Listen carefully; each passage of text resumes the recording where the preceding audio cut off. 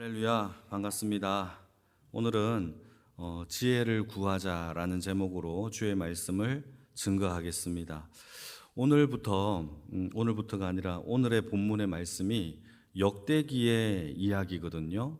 역대기는 두 가지로 나눠요. 역대상, 역대하로 나누는데 역대상의 이야기는요, 두 명의 왕의 이야기가 주로 이루어져 있어요. 첫 번째는 사울 왕, 초대 이스라엘의 왕 사울 왕과 그의 후계자죠. 그 다음에 이어지는 왕 다윗이 두 명의 왕으로 역대상의 이야기가 채워져 있어요.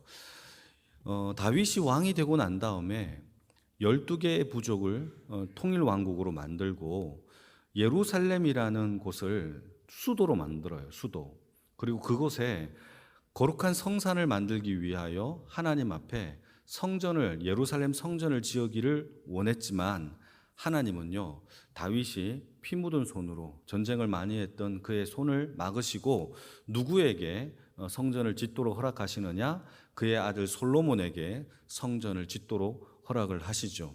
거기까지가 역대상의 이야기입니다. 그리고 오늘 본문 역대하 1장부터는요, 누구의 이야기가 펼쳐지느냐? 바로 솔로몬에 대한 이야기가 펼쳐지게 되는데, 솔로몬이 왕이 되고 난 다음에 솔로몬은 어린 나이에 왕이 되었어요. 그런데 다윗 왕 때부터 이 다윗의 왕권을 위협적인 요소들이 되게 많았어요. 그러니까 어린 나이에 솔로몬이 왕이 되고 다윗의 후계자로서 왕이 되었는데 그냥 편안했던 왕권 정치를 하면 좋은데 그렇지 않았고, 다윗 때부터 여러 가지 위험 요소들이 있었던 것을 하나씩 제거하기 시작합니다. 그 중에서 대표적인 사람이 누구냐 하면 다윗의 아들 중에서 아도나이라는 아들이 있어요. 이 아도나이라는 아들이 다윗을 배반하여서 자기 스스로 왕이 되려고 했던 사람이죠. 그래서 솔로몬이 제일 먼저 무엇을 하느냐, 그 아도나이, 자기 형이죠, 아도나이를요 처단을 하는데 처음부터 죽이지는 않았어요. 죽이지 않고 이렇게 했지만 아도나이가 솔로몬에게 무엇을 구하느냐 하면 이렇게 구합니다. 아버지의 마지막 첩인 아비삭을 나에게 달라라고 이렇게 요구를 해요. 여러분, 아버지의 첩인 아비삭을요, 이 아도나이가 달라라고 하는 것 자체가요, 어떤 뜻이냐 하면 다윗의 왕권을 이어받을 수 있는 명분이 아도나이에게 있다라는 것을 의미합니다. 그러니까 왕후를요, 자기가 자기 아내로 맞아들였다라는 것은 혈통과 왕권이 누구에게 있다? 아도나이에게 있다라는 것을 엄연히 드러내는 것이기 때문에 솔로몬이 이거를 왜 모르겠습니까? 알았죠. 그래서 어떻게 하느냐? 아도나이를 죽일 수밖에 없는 상황으로 죽이게 됩니다. 그리고 또 누구를 또 처단을 하느냐 하면 다윗 때의 오른팔이었던 요압이라는 사람을 죽여요. 여러분, 요압이라는 사람은 다윗의 오른팔이었어요. 늘 모든 것을 요압이 솔선수범으로 모든 것을 처리했던 군대 장관이었는데, 문제는 아도나이와 함께 합작을 하여서 다윗을 대적했던 사람이에요. 그러니까 노년의 때에는 요압이 다윗을 배신한 거죠. 그래서 솔로몬이 누구를 죽이느냐? 요압을 죽입니다. 그리고 또 한 명을 더 죽이는데 시므이라는 사람이 있어요.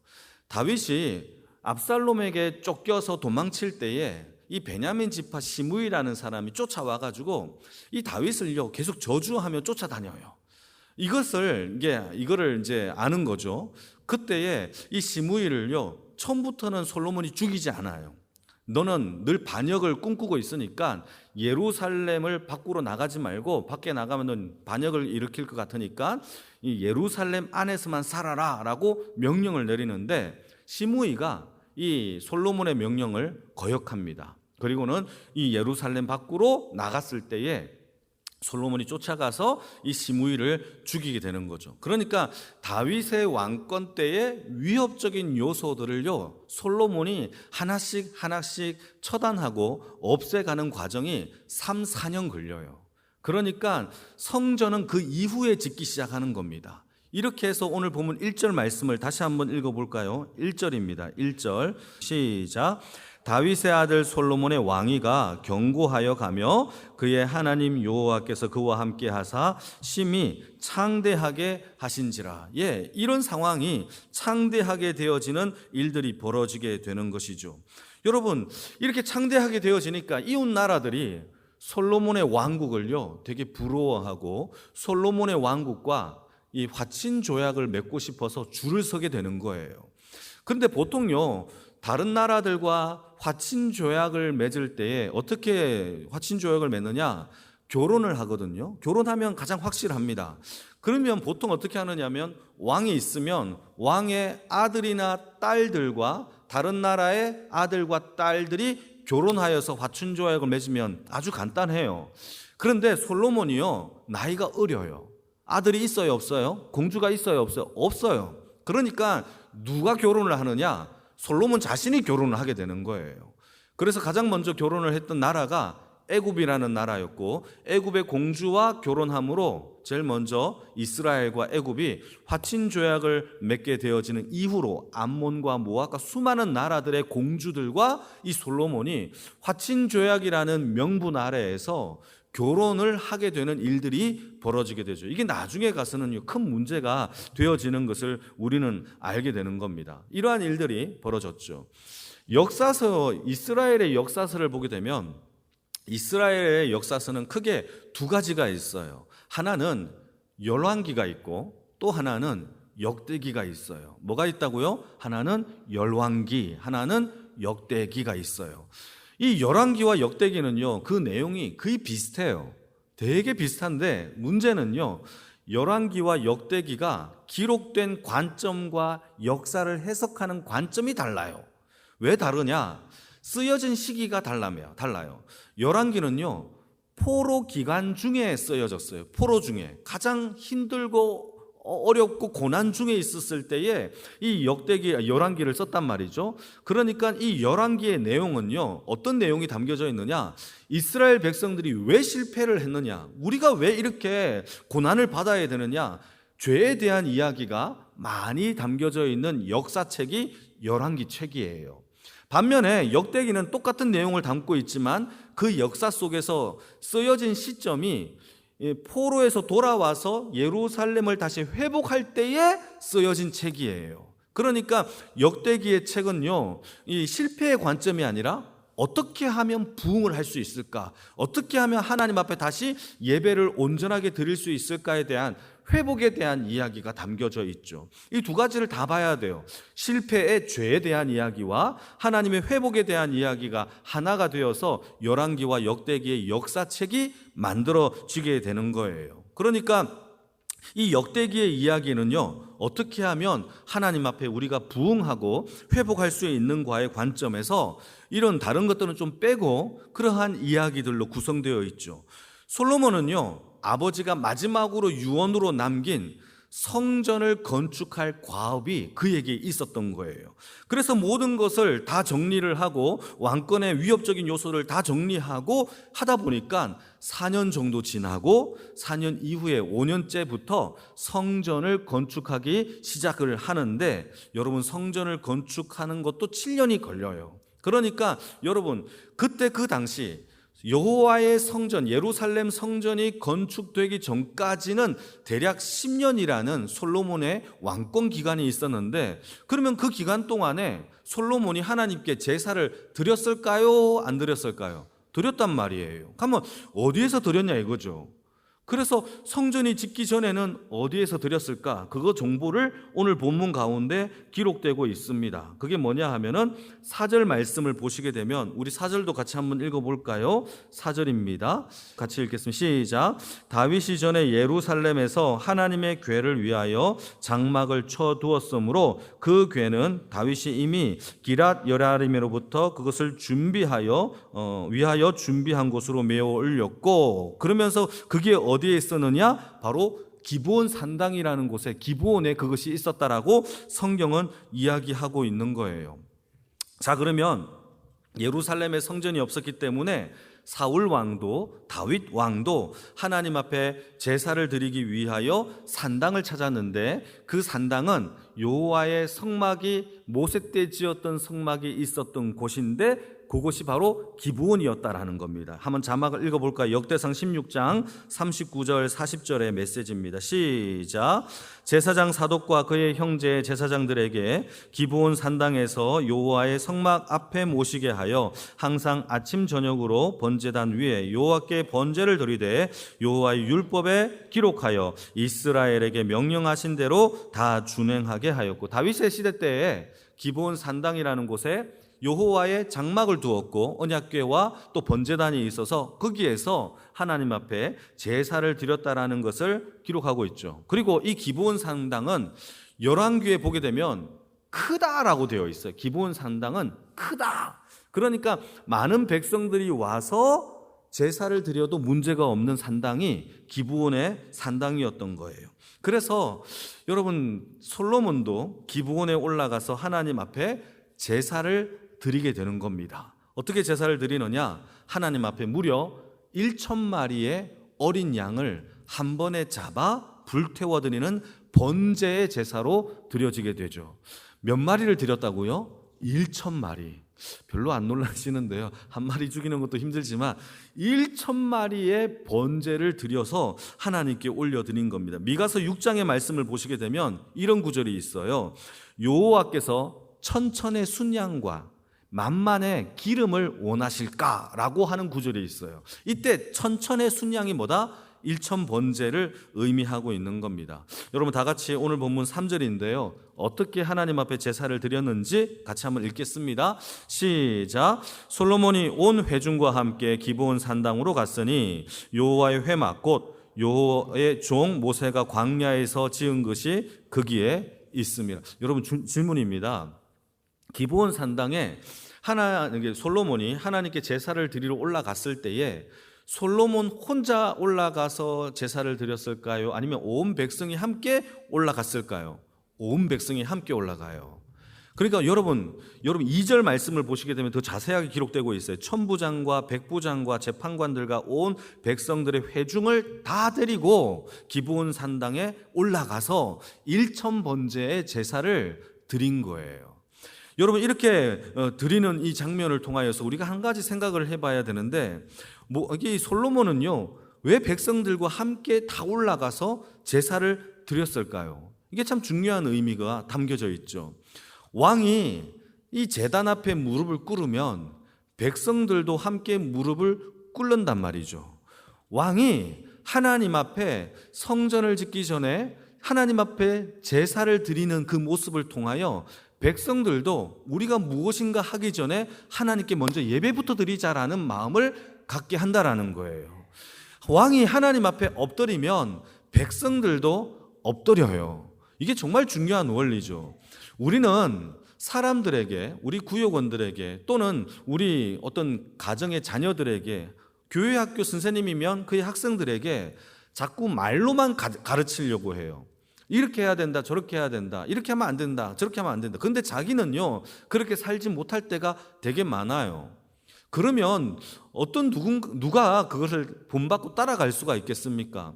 여러분, 10마디 1000마디 말보다도요 우리의 몸이 하나님 앞에 온전히 엎드려지는 모습을 그들에게 보이면 그들에게 어떤 말도 하지 않아도 따라서 하나님을 경외하고 섬기는 예배자가 될 줄로 믿으시길 축복합니다. 교회 안에서는요 직분자이고 되게 거룩한데 집에 들어가면요 모든 부정적인 말들을 다 쏟아내요. 어떻게 자녀들이 거룩해질 수가 있겠어요? 그걸 보고 그대로 따라할 수밖에 없는 거죠. 우리의 삶을 돌아봅시다. 여러분, 말로 1000마디로 가르치는 것보다 솔로몬이 오늘 행했던 것처럼 온 회중 앞에서 내가 무릎을 꿇고 두 손을 들어 하나님께 제사를 드리는 그 모습의 한 번이 백성들에게 있어서 참된 예배자, 왕보다 높으신 하나님이 누구이신지를 가르쳐주는 가장 중요한 교훈이고 예배인 줄 믿으시기를 축복합니다. 그러한 교훈이 솔선수범하는 저와 여러분들에게 다 있기를 축복합니다. 이렇게 솔로몬과 백성들이 1000번제를 드린 후에 그날 밤에 솔로몬에게 하나님이 꿈으로 나타나십니다. 같이 한번 7절 말씀 같이 한번 읽어볼까요? 7절입니다. 시작.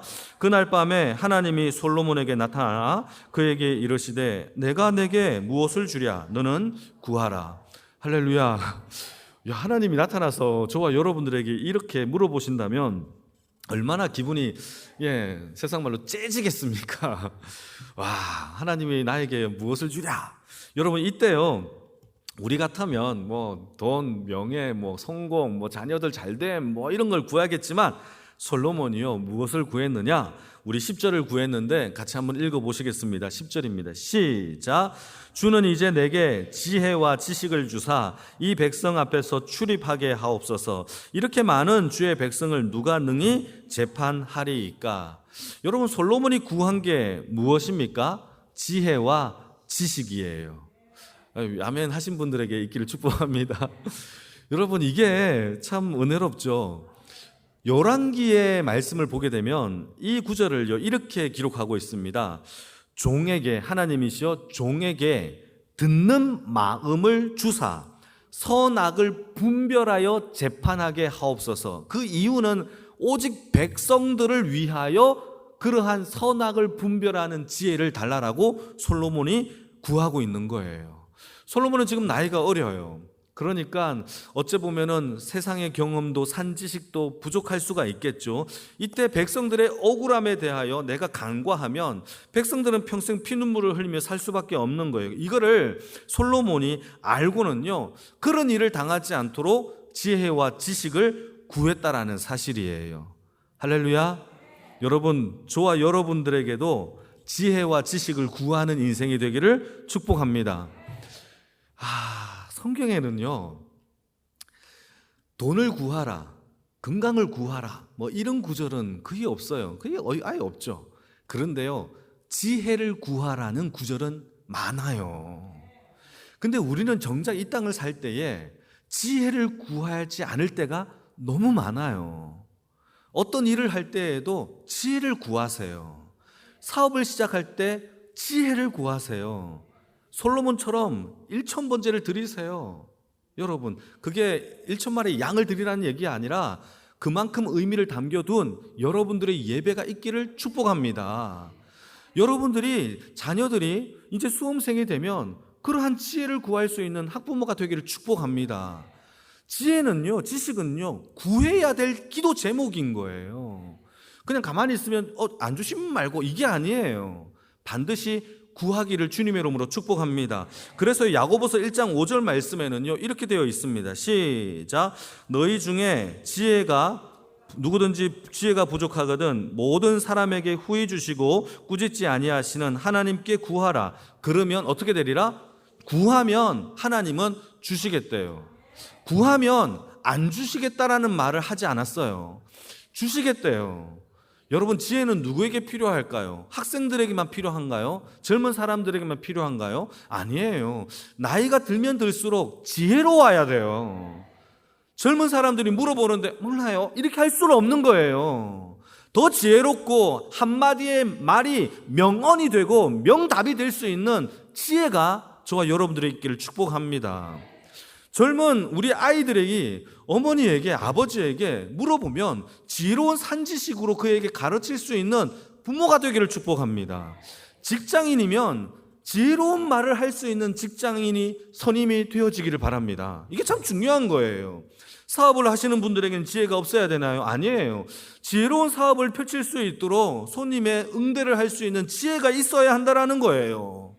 여러분, 지혜는요 반드시 구해야 할 기도 제목인 줄 믿습니다. 오늘 우리의 이 밤에 하나님 앞에 우리에게 후히 주시고 꾸짖지 아니하시는 하나님께 지혜를 구하는 인생이 되기를 축복합니다. 참 신기하죠? 어떤 것들은 구하면요 꾸짖기도 해요. 지혜는요 안 꾸짖는데요. 할렐루야. 지혜를 구하는 자는요 하나님이 안 꾸짖는데, 이거는 무조건 하나님이 주시겠다라는 거죠. 여러분, 그러한 하나님의 지혜가 저와 여러분들에게 간구함으로 인하여 솔로몬만큼의 큰 지혜가 있는 주의 백성의 삶이 되기를 축복합니다. 이때 하나님이 솔로몬에게 지혜를 부어주시는데 여러분 놀라운 일이 벌어집니다. 11절 12절 같이 한번 읽어볼까요? 시작. 하나님이 솔로몬에게 이르시되 이런 마음이 내게 있어서 부나 재물이나 영광이나 원수의 생명 멸하기를 구하지 아니하며 장수도 구하지 아니하고 오직 내가 내게 다스리게 한 내 백성을 재판하기 위하여 지혜와 지식을 구하였으니 그러므로 내가 내게 지혜와 지식을 주고 부와 재물과 영광도 주리니 내 전에 왕들도 이런 일이 없었거니와 내 후에도 이런 일이 없으리라 하시니라. 할렐루야. 여러분, 하나님이 솔로몬이 지혜를 구했더니 구하지도 않았던 부귀영화와 영광까지 하나님이 솔로몬에게 부어주셨다라는 거예요. 그런데요, 더 놀라운 것은 앞으로 전에도 너 같은 이런 지혜를 가진 자, 부귀영화를 가진 자가 없을 것이고 이후에도 없을 것이다라는 그러한 말씀까지 주셨다라는 것이죠. 여러분, 이게 얼마나 놀라운 영광입니까? 하나님 앞에 단순하게 하나님이 나에게 맡기신 백성, 그 백성을 위하여 지혜를 구했어요. 그랬더니 너의 마음이 착하다, 내가 네가 구하지 않은 것까지 다 주겠다라고 하며 솔로몬의 꼭 필요한 모든 영광과 부귀와 존귀까지 부어주셨다라는 사실이 성경에서 우리에게 말해주고 있는 겁니다. 여러분, 이게 참 우리에게 적용을 해보면 저와 여러분들이 교회에서 봉사하는 게 있을 것이고 하나님이 여러분들에게 주신 자녀들도 있을 것이고 직장도 또 있을 것이에요. 여러분, 그러한 일들이 있었을 때에 하나님이 나에게 맡겨주신 내 백성, 내게 주신 내 자녀, 내게 주신 내 반, 우리 교회 클래스에서 반, 내게 주신 찬양대, 봉사직을 위하여 하나님 지혜를 주세요, 감당할 수 있는 지혜를 주시옵소서라고 하나님께 간구하면 아이고 이쁜 아무개 집사야, 내가 더 많은 것을 부어주겠다라고 할 줄로 믿으시길 축복합니다. 이게 참 놀랍지 않습니까? 여러분, 저도 마찬가지죠. 목회를 하면서 하나님의 지혜를 구하는데 나를 위하여 지혜를 구하는 게 아니라 말씀을 위하여 우리 성도님들에게 더 필요한 말씀을 주실 수 있는 하나님의 그 지혜를 주시옵소서라고 기도하는 것 자체가 하나님이 보시기에 제가 예뻐 보인다라는 거예요. 여러분, 우리의 삶 가운데 하나님 앞에 예뻐 보이는 그러한 기도의 백성이 되어지기를 주님의 이름으로 축복합니다. 만약에 여러분 한 가지 질문해 볼게요. 솔로몬과 같이 오늘 밤에 주무시는데 하나님이 나타나셔서 여러분들의 이름을 불러가면서 아무개야, 내가 오늘 밤 너를 위하여 무엇을 주랴 라고 했을 때에 여러분들은 뭘 달라라고 기도하실 겁니까? 지혜요? 할렐루야, 진짜 이기를 축복합니다. 또 자다가 문득 이게 잠결에 돈이요 이렇게 하면 그럴 수도 있죠. 여러분, 항상 우리 안에 지혜를 사모하는 마음이 있기를 축복합니다. 하나님이 내게 맡겨주신 것에 대하여 어떻게 하면 선악을 분별하여 하나님을 기쁘시게 할까를 마음속에 다짐하며 살아가는 주의 인생이 되어지기를 축복합니다. 그게 바로 하나님의 마음에 합한 주의 백성인 줄 믿습니다. 그래서 여러분, 우리는 자꾸 내 것만 구할 때가 많아요.